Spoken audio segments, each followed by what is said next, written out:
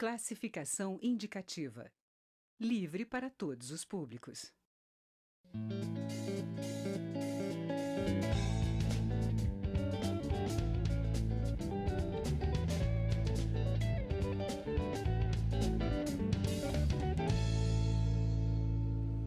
Olá! A balança comercial do primeiro mês do governo Bolsonaro fechou com um saldo positivo. Apresentou um superávit de 2,1 bilhões de dólares. Foram 16,2 bilhões de dólares em exportação contra 14,1 bilhões em importações. Dados do Ministério da Economia mostram que entre os produtos semi-manufaturados exportados estão a celulose, extraída da madeira, o açúcar da cana bruto, o ferro, o aço e o alumínio. Mas o deputado Paulo Ramos, do PDT do Rio, alerta para o fato de que o saldo da exportação de madeira, que influencia nos números das exportações, é muito pequeno para uma quantidade de desmatamento grande. Ele tem um projeto de lei que proíbe que a madeira extraída no Brasil seja vendida no mercado externo pelos próximos 50 anos. É com ele que eu converso agora. Eu sou Mariana Monteiro e este é o Palavra Aberta, um programa da TV e da Rádio Câmara. Olá, deputado, como vai? Bem, muito obrigado, Mariana, por essa oportunidade. Deputado, esse seu projeto, na verdade, o senhor foi deputado constituinte e apresentou esse projeto em 91, quer dizer, a época do governo Collor, em que o mercado estava exatamente se abrindo para os produtos que eram importados para o Brasil, né? Isso pode ter influenciado de alguma forma no fato do projeto não ter ido à frente? Não, na verdade, eu sempre digo que é muito difícil para um parlamentar aprovar um projeto de lei. E é natural que seja. Porque imagine o seguinte, se em 4 anos, cada um deputado aprovar um projeto de lei, nós teremos a cada 4 anos 513 leis a mais. Se somarmos 81 senadores, imagina a parafernália de leis. Na verdade, eu defendo que seja uma política pública, porque o desmatamento no Brasil é muito grande. E nós temos que desestimular o desmatamento. Uma forma de desestimular é começar reduzindo ou impedindo o corte, mesmo aquele que é apresentado como corte ilegal. No caso da exportação, passa a ser algo assim muito mais preocupante. Por quê? Porque se nós vamos usar os nossos recursos naturais, que pelo menos usemos para nós mesmos. Então não tem sentido desmatar, extrair madeira, mesmo as madeiras certificadas para exportação. Nós temos visto o seguinte, é muito difícil o contrabando de madeira, mas tem. E o contrabando de madeira se dá numa escala maior em função da confusão da madeira extraída legalmente com a madeira extraída ilegalmente. Há poucos dias atrás, uma operação da Polícia Federal demonstrou isto. Foi a prisão de vários até exportadores aparentemente legais, que há produtos que você pode esconder, mas a madeira você não tem como esconder. É uma carga pesada e grande, né? Estamos vendo agora esses dias que o Brasil é apresentado como um dos maiores desmatadores do mundo, mesmo tendo reduzido um pouco.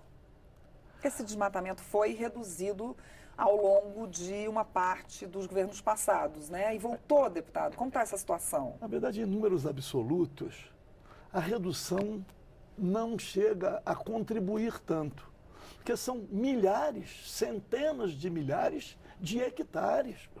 Porque o Brasil é um país muito grande, mas temos visto a influência já no clima. Ficam falando em desenvolvimento sustentável. O desenvolvimento sustentável é aquele que respeita a natureza. Nós temos desmatamento para vários objetivos. Isso tem sido motivo de discussão com o próprio agronegócio. Desmatamento para a criação de gados, desmatamento para a plantação de lavouras, as mais diversas. Soja, rotineiramente, tudo praticamente voltado à exportação. Então, no caso da exportação exclusiva da madeira, nós podemos dar esse primeiro passo. E eu tenho certeza mais absoluta que vai contribuir para o desmatamento. Madeira extraída no Brasil, mesmo as certificadas, só para o mercado interno. Vai contribuir para reduzir o desmatamento. Para reduzir o desmatamento. Claro.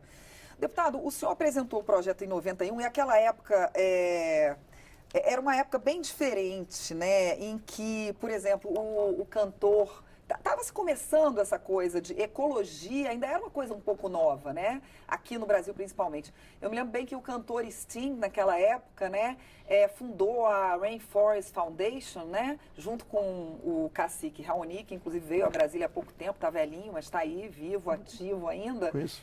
Pois é, e de lá para cá muita coisa mudou, né? A Amazônia hoje tem muitas ONGs lá dentro. E os críticos dizem que a maioria das ONGs que estão lá dentro, elas terminam mandando mais dividendos para o exterior do que aqui para o Brasil. Como é que o senhor vê isso? Eu me preocupo muito mesmo com o estigma. Nós sabemos que o ambientalismo no Brasil é combatido a ferro e fogo. Os ambientalistas brasileiros sofrem. Nós temos os exemplos, né? Chico Mendes, Dorothy Stang, nós podemos citar aqui vários defensores da natureza no Brasil que pagaram com a própria vida a luta que travaram. Eu sei que não é simples,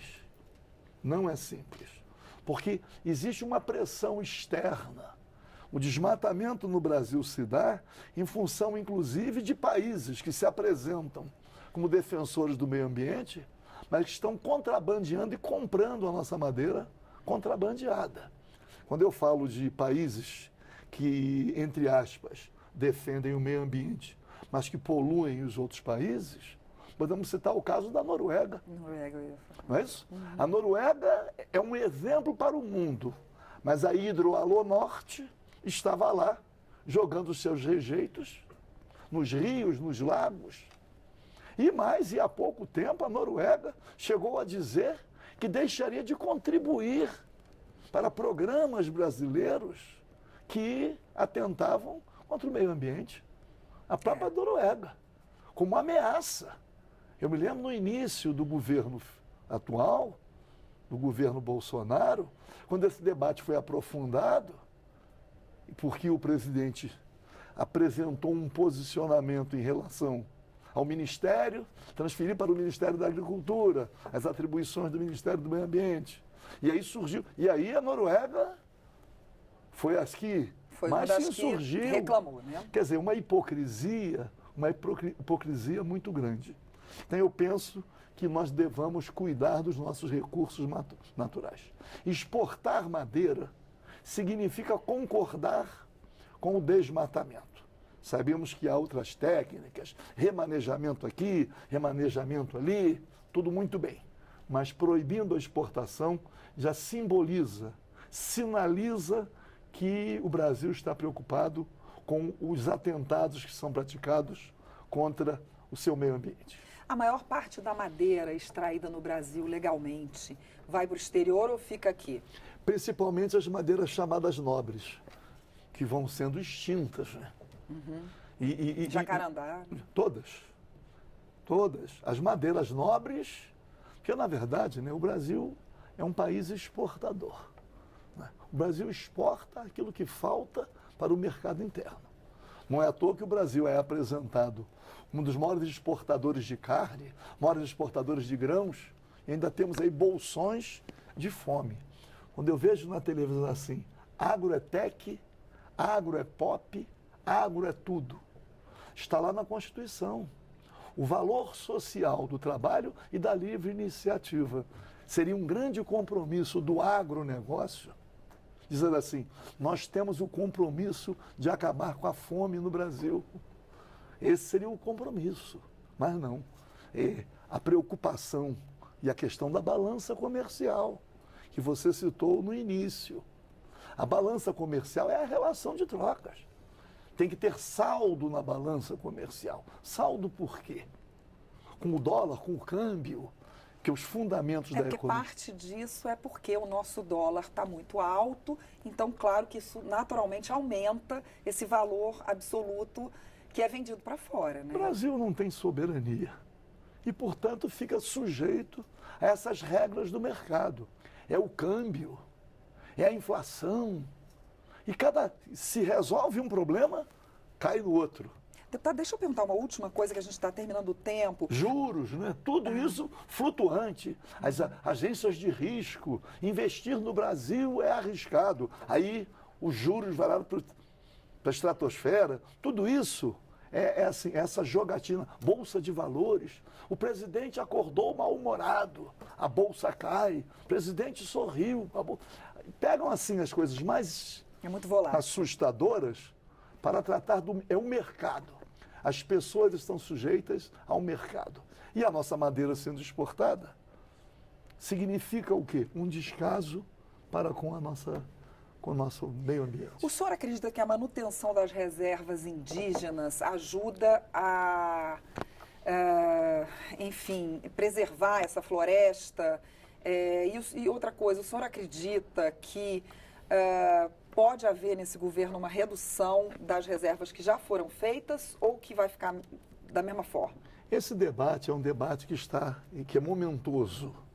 Eu não posso acreditar que o governo, qualquer governo, queira assumir a responsabilidade de agressões à natureza. Eu não posso acreditar.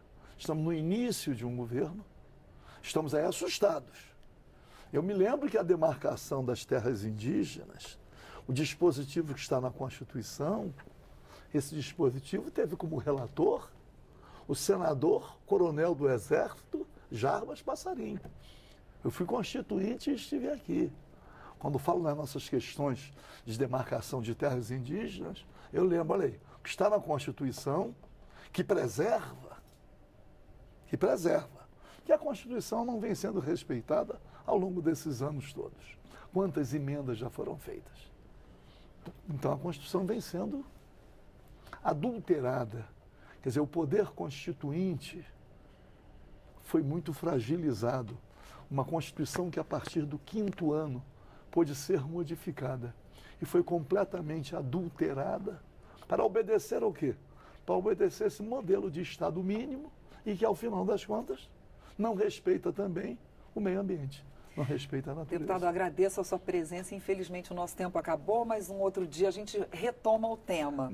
Eu quero estar aqui muitas vezes. Tá certo. E aqui, muito obrigada. Você com a nossa TV Câmara, hein? Muito obrigada, deputado. Eu conversei com o deputado Paulo Ramos, do PDT do Rio de Janeiro, sobre o projeto dele para proibir que o Brasil exporte madeira pelos próximos 50 anos. Eu sou Mariana Monteiro e este é o Palavra Aberta, um programa da TV e da Rádio Câmara. Você pode rever esta e outras edições em câmara.leg.br/palavra aberta. Até mais.